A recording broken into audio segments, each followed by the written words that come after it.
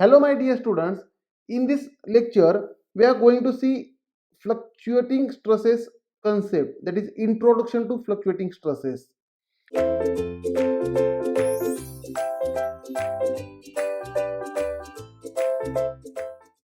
Now very important note is that a component subjected to fluctuating load fails at a stress much below its static strength. Now, static strength means whenever it is a ductile material, for ductile material, the static strength is corresponding to, for ductile material, the static strength is corresponding to yield point, that is SYT. And whenever it is a brittle material, for brittle material, the static strength is corresponding to ultimate point, which is SUT. And if the component is subjected to fluctuating stress, the component will fail before SYT as well as before SUT. Right. This phenomenon is called fatigue failure. This phenomenon is called fatigue. This phenomenon is called fatigue, and the failure is called fatigue failure. Right. Therefore, we have to understand the fatigue failure mechanism. We have to understand the fatigue failure mechanism. Right. Let us say in childhood you have performed one experiment. Let us say if I consider a wire of 2 to 3 diameter. Let us say this is a small wire and I want to break this wire. Right. Now, what you will do? You will apply sagging bending moment. Such type of bending moment is called sagging bending moment, which is positive bending moment. Sagging bending moment is considered as positive bending moment.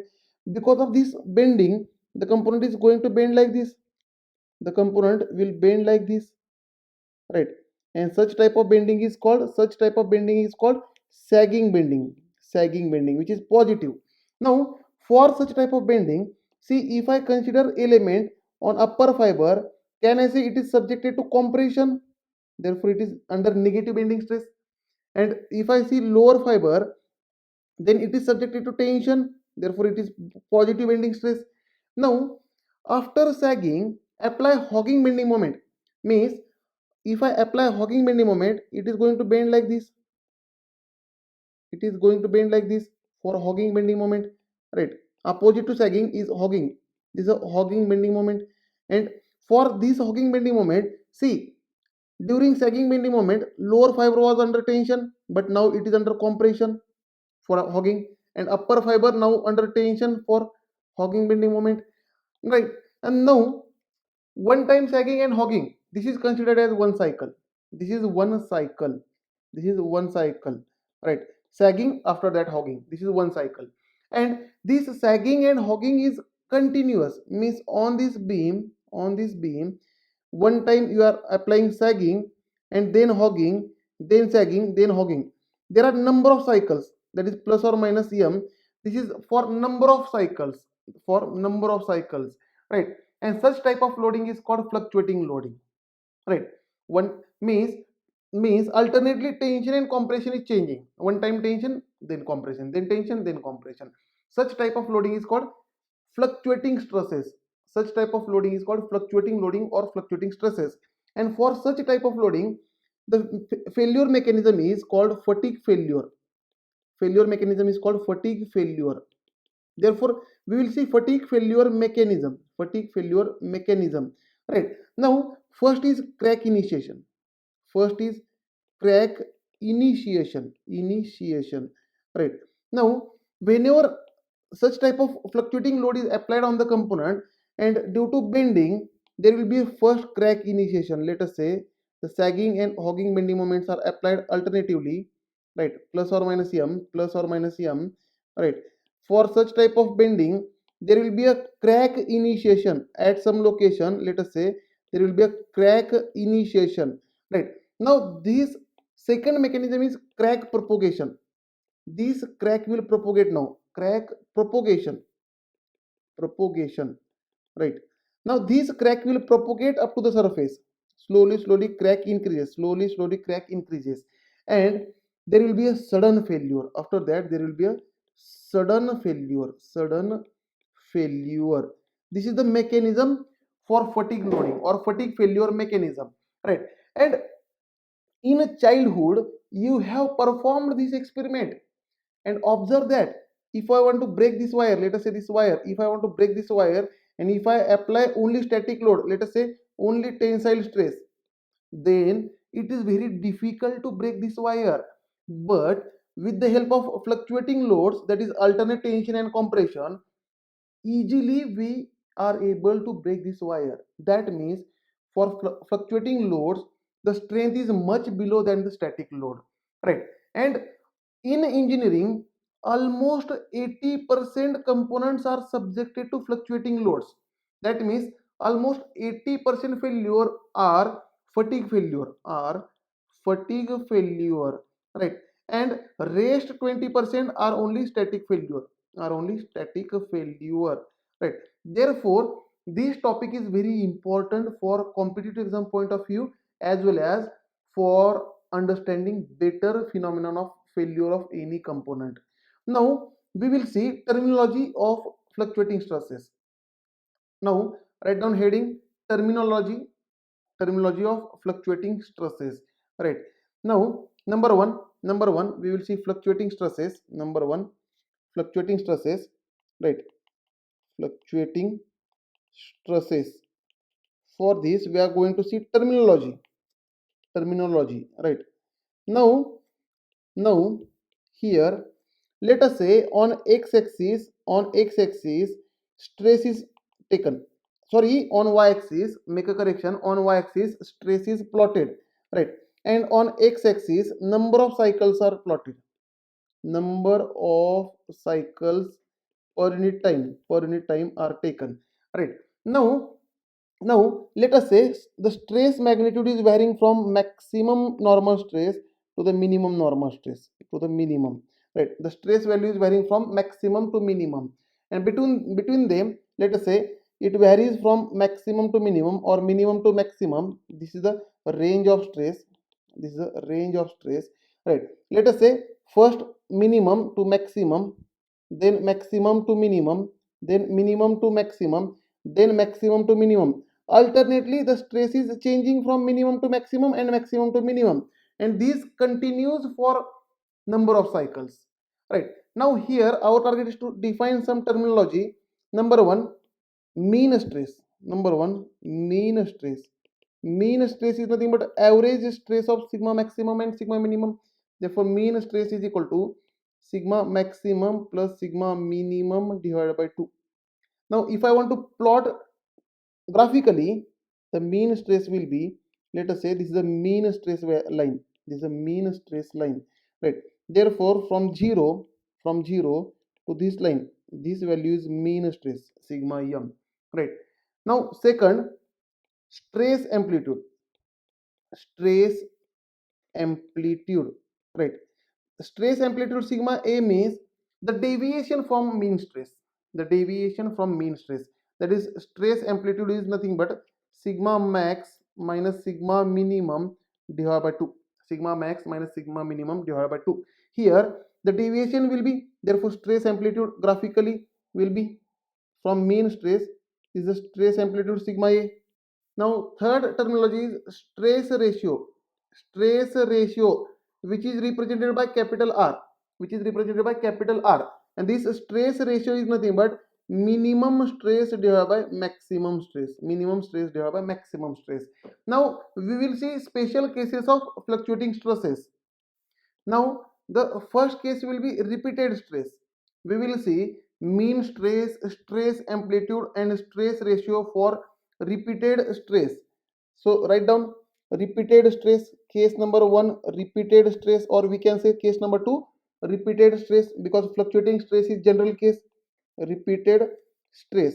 Now, repeated stress means for this stress, minimum stress value is 0. For this, minimum stress value is 0. Now, if I plot stress on y-axis, stress amplitude on y-axis, and number of cycle on x-axis, this is number of cycle, let us say capital N. Number of cycles I am representing by capital N, right? Now, the mean stress, or sorry, sigma minimum stress is 0 here, and there is maximum stress. There is sigma maximum stress, and between these two values, the stress is varying. Between these two values, continuously the stress is varying. Therefore, the diagram will come like this. Fluctuating stresses, the diagram will come like this. The variation will be like this. The cycles will be like this, minimum to maximum, maximum to minimum. And if you find for this mean stress, see graphically the mean stress is from zero line to this much value, mean line, this is the mean stress, and stress amplitude, this much value is stress amplitude sigma a, right? Deviation from the mean line, deviation from the mean line. Therefore can I say mean stress is equal to sigma max plus sigma minimum divided by 2, which is nothing but sigma maximum divided by 2. And let us say sigma maximum is equal to sigma, which is nothing but sigma by 2. And again, if I consider stress amplitude, which is nothing but sigma maximum minus sigma minimum divided by 2, which is nothing but equal to sigma maximum divided by 2, which is nothing but sigma by 2. Therefore, can I say for repeated stress, mean stress is equal to stress amplitude is equal to sigma divided by 2, and sigma is a maximum stress. Sigma is a maximum stress.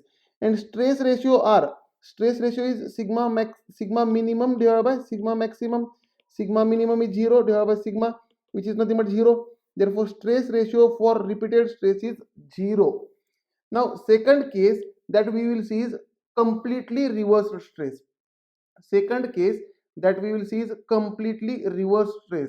Now, completely reverse stress means the stress is varying from maximum tension to maximum compression of same magnitude. Let us say if I third case completely reverse stress, right? That means the stress value is varying from the stress value is varying from tensile sigma, that is sigma maximum is equal to plus sigma, to same magnitude of compression, that is sigma minimum is equal to minus sigma. Between these two values the stress value is varying, stress is varying, right? And if I plot number of cycles on x-axis, that is number of cycles, then plot the graph. Therefore the graph will be, see, from 0 to sigma maximum, then sigma minimum, then sigma minimum, then 0, then sigma maximum, then sigma minimum, then 0. This will be the graph. Now here the mean value is nothing but 0 line. Here the mean value will be 0 line. Therefore if I want to find mean stress, which is nothing but sigma max plus sigma minimum divided by 2 is equal to, here sigma maximum is plus sigma tensile stress and sigma minimum is same magnitude compression. Therefore it is equal to plus sigma minus sigma divided by 2 is equal to 0. Means here mean stress is 0. And stress amplitude, this is the stress amplitude sigma a.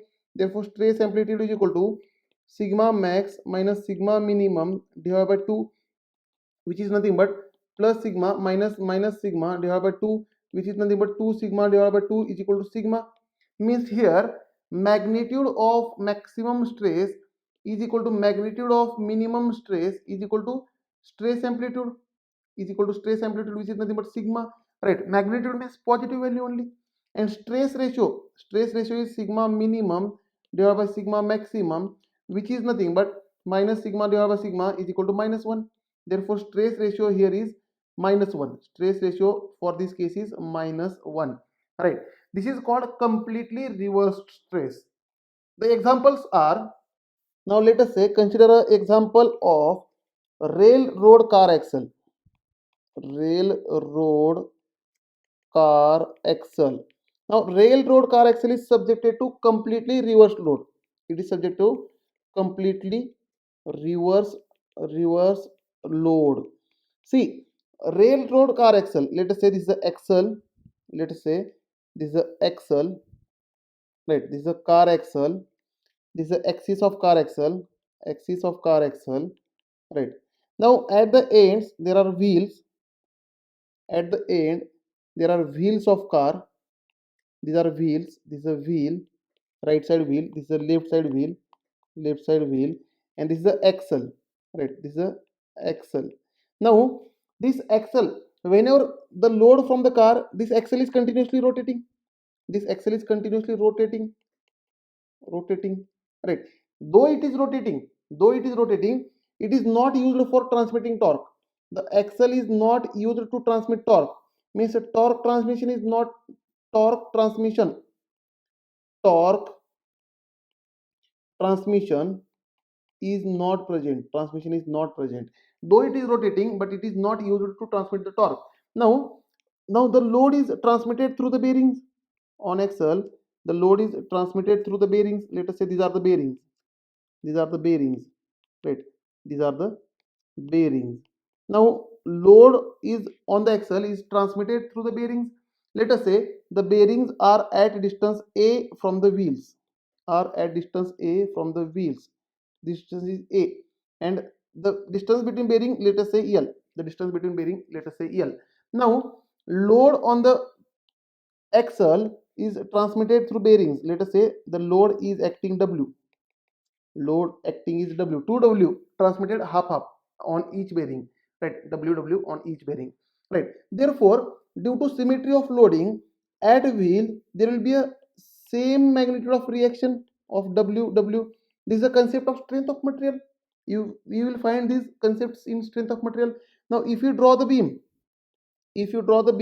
for drawing shear force diagram and bending moment diagram, we will see here shear force diagram and bending moment diagram. For this case, let us go for shear force and bending moment diagram. Let us say this is a beam. Let us say this is a beam. Right. At wheel there will be a upward W reaction. At wheel there will be a upward W reaction. On bearing there is a W load in downward direction. W in downward direction. Right. Distance between the bearing and wheel is A, and in between there is a distance L. Now if I draw shear force diagram and bending moment diagram for this case, this is a concept of strength of material. So here I am directly drawing the shear force and bending moment diagram, because it is very simple concept from strength of material. Right. You can go in shear force diagram and bending moment diagram for better understanding. Now see, if I draw shear force diagram, at the point of concentrated load, there will be sudden jump in shear force diagram of the magnitude equal to load. See, at this end there is a W load, therefore sudden jump of W in upward direction. Then between 2 points, if between 2 point load, the shear force diagram will be horizontal. Therefore again at this point downward jump of magnitude W. Right. This diagram will be on positive side. Then from this point to between bearings there is no shear force, and again at this bearing downward jump of W magnitude. Right. Then constant, and at bearing at wheel again it will become 0. It is on negative side. This is a shear force diagram. And if I want to draw bending moment diagram for this, if I want to draw bending moment diagram for this, see, at end no bending moment, at end no bending moment. Now let us say at bearing, let us say the bearing is at location, let us say if I give names A, B, C, D. At B and C there are bearings, means bending moment at A equal to bending moment at B is equal to 0, extreme ends. Now bending moment at B, see, at B if I want to consider bending moment, it is W into A. Right. W into A. In which direction? It is in clockwise direction or not? Clockwise. And if I consider bending moment at C, which is nothing but C, W into A, which is anti-clockwise. Anti-clockwise. Right. Anti-clockwise means the beam is going to bend like this. The beam is going to bend like this. Right. Here clockwise, and here anti-clockwise. Anti-clockwise. And such type of bending is called sagging bending. Such type of bending is called sagging bending, which is nothing but positive bending. Therefore, at B as well as C, the magnitude of bending moment is WA, which is constant, and from A to B is this straight inclined line. This is bending moment diagram. This is bending moment diagram. This is very simple concept. This is very simple concept. Go in strength of material topic, that is shear force and bending moment diagram. It is the one of the simplest case in shear force and bending moment diagram. Right. Therefore, the maximum value of bending moment is called design bending moment, which is nothing but M is equal to W into A. This is here design bending moment, and because of this bending moment, it is subject to bending stress, which is nothing but sigma B is equal to M by I into Y. It is subjected to this bending stress. Right. And alternately, as it is rotating, means alternately it will, due to rotation, it will be subjected to one time sagging, one time hogging, one time sagging, one time hogging. And if I draw stress distribution for this, if I draw stress distribution, or if I draw stress versus number of revolution, stress versus number of revolution, then the diagram will be number of revolution versus stress, bending stress. Here the diagram will come like this. The diagram will come like this, completely reverse stress. That is on one side positive sigma B, on another side negative sigma b, that is alternate tension and compression, it is subjected to completely reverse load, right? Therefore car axle, railroad car axle is subjected to completely reverse load. Now we will see another example. Let us say IC engine. Let us say another example from mechanical branch is IC engine. Now IC engine is subjected to repeated load. Second example, IC engine. Now this IC engine is subjected to repeated load, right? Now in thermodynamics or in IC engine topic, you will get clear idea about this concept. Here quickly I am revising the things. Let us say this is a cylinder. Let us say this is a cylinder of IC engine, Let us say there is a piston. This is a piston of IC engine, Now piston is connected with connecting rod. This is a connecting rod. CR is for connecting rod, and connecting rod is connected to the crank, right? Here it is a crank, and this crank is rotating. The crank is rotating, right? It is rotating like this. The crank is rotating, right? Now, now the piston rod, the piston is reciprocating. The piston is reciprocating from top dead center. This is a top dead center TDC to the bottom dead center. The piston is reciprocating from top dead center to the bottom dead center, right? And distance between top dead center and bottom dead center is called stroke length L. Distance between top dead center and bottom dead center is called stroke length L, right? Now see, whenever crank position is up at upper end, then the piston will be at TDC, and whenever crank goes to the bottom, then piston will be at BDC, right? Means to move from TDC to BDC, it needs to complete half rotation, means 180 degree, and again to move from BDC to TDC, it has to cover another 180 degree, means one rotation can I say is equal to two stroke, that is TDC to BDC and BDC to TDC, and this is considered as one cycle. Right? Now here TDC to BDC, BDC to TDC. Now let us say draw the diagram. Here in piston cylinder mechanism there is a pressure. Therefore we will draw pressure versus crank angle theta. Pressure versus theta is crank angle, right? Now see, initially this is the inlet wall, IV for inlet wall. Now whenever this inlet wall is open, then there will be a suction stroke. Means suction stroke will be from TDC to BDC. Whenever the piston moves from TDC to BDC, there will be a suction stroke. And if inside pressure is less than outside pressure, then only there will be a suction. Right or wrong?